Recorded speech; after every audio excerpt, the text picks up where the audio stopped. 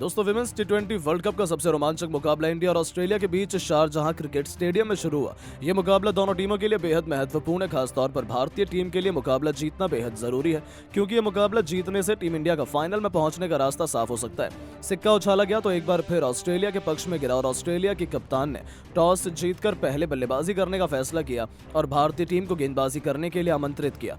Australia की तरफ से ओपनिंग की शुरुआत करने के लिए मैदान पर ग्रेस हैरिस के साथ बेथ मोनी आ चुकी थी। इन दोनों खिलाड़ियों के कंधों पर टीम को बेहतरीन शुरुआत दिलाने की पूरी जिम्मेदारी थी। भारत की तरफ से पहले ओवर लेकर आई रेणुका ठाकुर, लेकिन इनका स्वागत ग्रेस हैरिस ने दूसरी गेंद पर शानदार चौका लगाकर किया और टीम के साथ साथ अपना खाता खोला। मगर उसके बाद रेणुका ने शानदार गेंदबाजी की। पहले ओवर में ऑस्ट्रेलिया केवल 7 रन बना पाई। विकेट की तलाश में भारत की तरफ से दूसरा ओवर लेकर आई श्रेयंक पाटिल खतरनाक गेंदबाजी कर रही थी। अपने जाल में ऑस्ट्रेलिया महिला खिलाड़ियों को फंसा कर रखा हुआ था। एक एक रन बनाना काफी मुश्किल हो रहा था और श्रीलंका ने इस ओवर में केवल 2 रन दिए। ऑस्ट्रेलिया का स्कोर 2 ओवर में केवल 9 रनों तक बन पाया। भारत की तरफ से तीसरा ओवर लेकर आई एक बार फिर विकेट की तलाश में रेणुका ठाकुर, लेकिन ओवर की दूसरी गेंद पर रेणुका ने एक्स्ट्रा 5 रन दे दिए, जिसके कारण ऑस्ट्रेलिया का स्कोर तेजी से आगे बढ़ने लगा। लेकिन फिर रेणुका ने शानदार वापसी करते हुए इसी ओवर की चौथी गेंद पर बेथ मोनी को राधा यादव के हाथों कैच पकड़वाकर पवेलियन का रास्ता दिखा दिया और भारतीय टीम को पहली सफलता केवल 17 रनों के स्कोर पर मिल गई। ग्रेस हैरिस का साथ देने के लिए मैदान पर अब जॉर्जिया वेयरहम आ चुकी थी, लेकिन रेणुका सिंह की अगली गेंद पर एलबीडब्ल्यू होकर पवेलियन लौट गई और बैक टू बैक भारतीय टीम को दूसरी सफलता मिल गई। ऑस्ट्रेलिया की टीम पूरी तरह से मैच में पीछे चली गई, लेकिन ग्रेस हैरिस अभी भी मैदान पर टिकी हुई थी। उनका साथ देने के लिए अब मैदान पर कैप्टन ताहिल मैग्राथ आ चुकी थी। इन दोनों खिलाड़ियों के कंधों पर टीम की पूरी जिम्मेदारी आ चुकी थी और 3 ओवर में ऑस्ट्रेलिया का स्कोर केवल 18 रनों तक 2 विकेट पर बन पाया था। विकेट की तलाश में एक बार फिर हरमनप्रीत कौर ने बॉलिंग स्टाइल में बदलाव किया और गेंद चौथे ओवर फेंकने के लिए पूजा वस्त्रकर को थमाया और पूजा ने भी शानदार गेंदबाजी की। केवल 6 रन दिए। 4 ओवर में ऑस्ट्रेलिया का स्कोर 24 रनों तक 2 विकेट पर पहुंच पाया। भारतीय महिला टीम मैच में हारती हुई नजर आ रही थी, लेकिन ऑस्ट्रेलिया आई महिला खिलाड़ियों को मैच पलटना बखूबी आता है। भारतीय गेंदबाजों को विकेट लेना बेहद जरूरी था। विकेट की तलाश में एक बार फिर 5वां ओवर लेकर आए रेणुका ठाकुर बेहतरीन गेंदबाजी कर रही थी। ऑस्ट्रेलियाई बल्लेबाजों को रन बनाना काफी मुश्किल हो रहा था। एक एक रन के लिए महिला खिलाड़ी मैदान पर तरस रही थी। इस ओवर में रेणुका ने केवल 6 रन दिए और इसी के साथ ऑस्ट्रेलिया की टीम 5 ओवर में केवल 30 रन 2 विकेट पर बना पाई। भारतीय महिला गेंदबाजों को लगातार विकेट की तलाश थी। पावर प्ले का अंतिम ओवर लेकर आई टीम की तरफ से श्रेयंक पाटिल। इनका स्वागत ग्रेस हैरिस ने पहली गेंद पर शानदार चौका लगाकर किया और अपनी टीम के स्कोर को तेजी से आगे बढ़ाया, लेकिन उसके बाद पाटिल ने बेहतरीन गेंदबाजी का नजारा दिखाया। एक एक रनों के लिए ऑस्ट्रेलियाई बल्लेबाजों को तरसा दिया और केवल 7 रन दिए। पावर प्ले के 6 ओवर में ऑस्ट्रेलिया महिला खिलाड़ियों ने 37 रन 2 विकेट पर नुकसान पर बना लिए थे, लेकिन अब भारतीय टीम को विकेट की तलाश थी। एक बार फिर हरमनप्रीत कौर ने बॉलिंग स्पेल में बदलाव किया और 7वां ओवर फेंकने के लिए गेंद अरुंधति रेड्डी को थमाई। अरुंधति ने शानदार गेंदबाजी का नजारा दिखाया, ऑस्ट्रेलियाई बल्लेबाजों को खूब परेशान किया और ऑस्ट्रेलिया की टीम ने इस ओवर में केवल 5 रन बना पाए। 7 ओवर में बड़ी मुश्किल से ऑस्ट्रेलिया का स्कोर 42 रनों तक पहुंच पाया, लेकिन उसके बाद दोनों खिलाड़ियों ने तेजी से रन बनाना शुरू किया और अपनी टीम के स्कोर को 10 ओवर में 67 रनों तक पहुंचाकर 50 रनों की साझेदारी बना लिया। भारतीय टीम को विकेट की तलाश थी। 12वां ओवर हुआ, लेकिन टीम की तरफ से एक बार फिर राधा यादव आई और इस बार ओवर की अंतिम गेंद पर ताहिल मैग्रा को पवेलियन का रास्ता दिखा दिया और भारतीय टीम को 79 रनों के स्कोर पर तीसरी सफलता मिल गई। ग्रेस हैरिस अभी भी मैदान पर टिकी हुई थी। इनका साथ देने के लिए अब एशलीट गार्डनर आ चुकी थी, लेकिन तब तक हैरिस भी अपना विकेट खोकर पवेलियन लौट गई और भारतीय टीम को बड़ी सफलता 92 रनों के स्कोर पर मिल गई। अंत में एलिस पेरी ने अपनी तूफानी बल्लेबाजी से मैदान पर तहलका मचाया। वहीं फॉबी लीचफील्ड ने भी बेहतरीन बल्लेबाजी की और इन दोनों ने मिलकर अपनी टीम को 20 ओवर में 8 विकेट खोकर 151 रनों तक पहुंचा दिया और भारत के सामने बड़ा लक्ष्य खड़ा कर दिया। भारतीय महिला टीम को यह लक्ष्य हासिल करना इतना आसान बिल्कुल भी नहीं होने वाला था।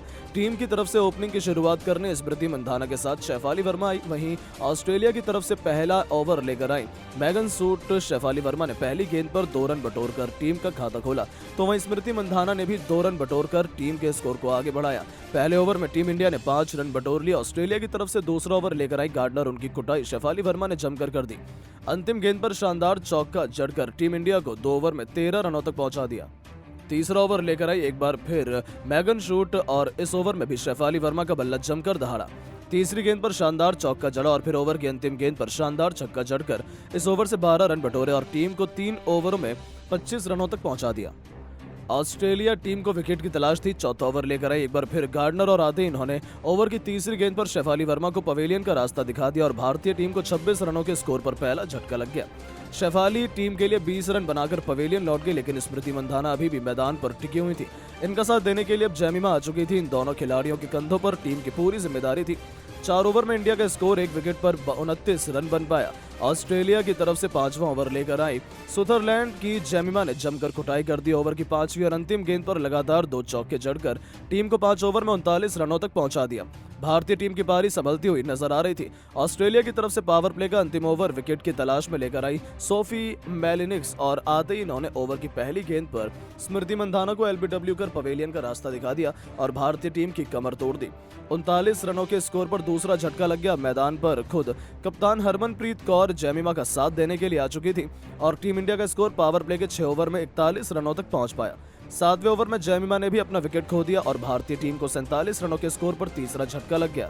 लेकिन हरमनप्रीत कौर और दीप्ति शर्मा मैदान पर बल्लेबाजी कर रही थी। इन दोनों ने मिलकर मैदान पर ऐसा कुछ किया जिसके बाद तो ये मुकाबला अंतिम ओवर तक जा पहुंचा और फिर दोनों टीमों में किसी एक टीम को विजेता बता पाना बहुत मुश्किल था। लेकिन दोस्तों, अब आपको क्या लगता है, भारतीय महिला टीम में इस बार वर्ल्ड कप की ट्रॉफी जीत पाएगी या नहीं? नीचे कमेंट करके जरूर बताएं और ऐसी शानदार खबरों के लिए चैनल को सब्सक्राइब जरूर करें। धन्यवाद।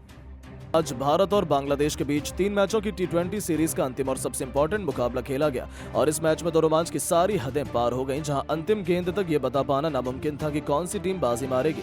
जहां बांग्लादेश के 247 रनों के जवाब में भारत के विध्वंसक बल्लेबाजों कप्तान सूर्या से लेकर अभिषेक शर्मा और रिंकू सिंह का तूफान देखने को मिला, तो ऐसे में आज हम आपको इस वीडियो में बताएंगे भारत और बांग्लादेश के अंतिम टी20 का रोंगटे खड़े कर देने वाला पूरा हाईलाइट भी दिखाएंगे। लेकिन उससे पहले आपको क्या लगता है, रोहित शर्मा और सूर्य कुमार यादव में कौन है सबसे बेहतर कप्तान? नीचे कमेंट करके जरूर बताइएगा। दोस्तों, भारतीय टीम पहला टी20 मुकाबला ग्वालियर के मैदान पर ऐतिहासिक जीत दर्ज करने के बाद दूसरा टी20 मैच अरुण जेटली स्टेडियम दिल्ली में 86 रनों से विजय हासिल की और अब दोनों टीमें हैदराबाद के राजीव गांधी इंटरनेशनल स्टेडियम में जा पहुंची। यहाँ सीरीज का तीसरा और अंतिम मुकाबला शुरू हुआ। बांग्लादेश के कप्तान नजमुल हुसैन संतो ने टॉस जीतकर पहले बल्लेबाजी करने का फैसला चुना और यहाँ जब बल्लेबाज बांग्लादेश की टीम बल्लेबाजी करने के लिए उतरी तो हमेशा की तरह उनके लिए पारी की शुरुआत लिटन दास के साथ परवेज हुसैन ईमान की खतरनाक जोड़ी मैदान में आई। लेकिन भारत की खतरनाक गेंदबाजी के आगे बांग्लादेश की कोई भी जोड़ी मैदान पर टिक नहीं सकी।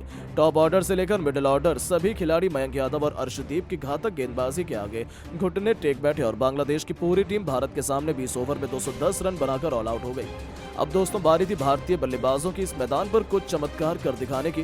दोस्तों, टीम इंडिया को विस्फोटक शुरुआत दिलाने के लिए संजू सैमसन के साथ खतरनाक अभिषेक शर्मा की तूफानी जोड़ी मैदान में उतरी थी। ऐसा लगा था कि ये दोनों खिलाड़ी टीम इंडिया को ताबड़तोड़ शुरुआत दिलाएंगे, लेकिन संजू इस मुकाबले में एक बार फिर जल्दबाजी कर बैठे। वो गेंदबाज के बिछाए जाल में फंस गए और फील्डर को अपना आसान सा कैच देकर इस खिलाड़ी को पवेलियन लौटना पड़ा।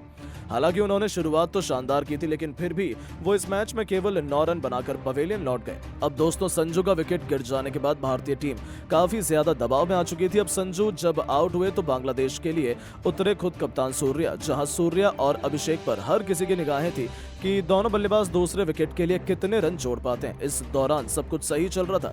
मेहंदी हसन मिराज के ओवर में सूर्या ने एक के बाद एक कई लगातार 3 गेंद पर 3 खतरनाक छक्के लगाकर टीम इंडिया को तूफानी रफ्तार से आगे बढ़ाना शुरू कर दिया था। दूसरी तरफ अभिषेक का बल्ला दहाड़ रहा था। 6 ओवर में टीम इंडिया ने 68 रन बनाए तो देखते ही देखते 8 ओवर में भारतीय पारी 90 रनों के पार खड़ी थी। इन दोनों खिलाड़ियों के बीच 100 रनों से अधिक की मजबूत पार्टनरशिप हो चुकी थी। दोनों तरफ से दोनों खिलाड़ी केवल चौके और छक्कों से ही बात कर रहे थे। इस बीच कप्तान सूर्या ने अपना तूफानी अर्धशतक केवल 30 गेंद में ठोक दिया, जो टीम इंडिया की जीत के लिए बेहद महत्वपूर्ण माना जा रहा था। इन दोनों ने भारत को मैच में मजबूत स्थिति में लाकर खड़ा कर दिया था, लेकिन दोस्तों अभिषेक भी अपनी साझेदारी को ज्यादा देर तक आगे बढ़ा नहीं पाए और 49 रन बनाकर वो आउट हुए। अब पूरी जिम्मेदारी भारत के 2 सबसे खतरनाक टी20 बल्लेबाज रिंकू सिंह और सूर्य कुमार यादव के मजबूत कंधों पर आ चुकी थी मैच जिताने की, क्योंकि इनके अलावा कोई और बल्लेबाज भारतीय टीम को जिताने का दम रखता नहीं था। अब दोस्तों, यहाँ टी20 के शूरवीर रिंकू सिंह ने भी आते ही अपने विस्फोटक अंदाज में एक तरफ से बांग्लादेशी गेंदबाजों की बेरहमी से कुटाई करनी शुरू कर दी।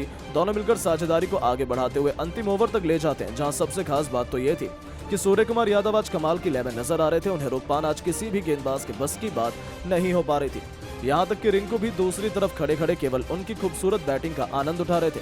उन्होंने सबसे पहले तो मात्र 30 गेंदों में अपना अर्धशतक पूरा किया और अर्धशतक जड़ने के बाद वो अपने शतक की ओर आगे बढ़ चले। इस दौरान अंतिम ओवर तक जब मैच पहुंचा तो भारत को मुकाबला जीतने के लिए 6 गेंदों में 21 रन की दरकार थी। अब स्ट्राइक पर रिंकू सिंह थे। बांग्लादेश की तरफ से अंतिम ओवर लेकर आए थे मुस्तफिजुर रहमान।